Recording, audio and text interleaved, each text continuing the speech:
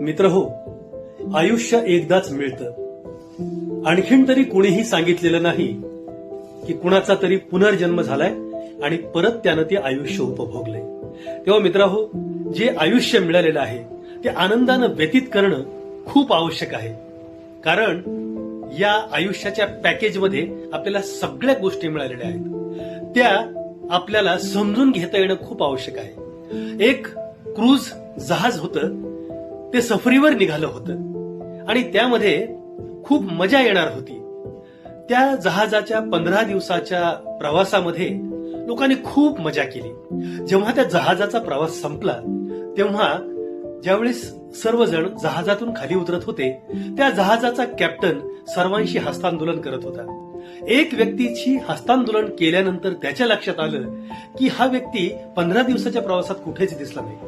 त्यानं त्या व्यक्तीला विचारलं की अरे, आपण 15 दिवसाच्या प्रवासामध्ये कुठंच दिसला नाहीत, आम्ही खूप मजा केली, तुम्ही का दिसला नाहीत?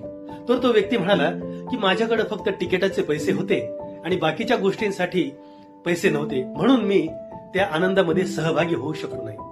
तेव्हा त्या कॅप्टननं त्याला म्हटलं, अरे बाबा, तिकिटाचे जे पैसे होते त्यामध्ये सगळा खर्च समाविष्ट होता आणि त्यातच सगळ्यांनी मजा हजा केलेली आहे.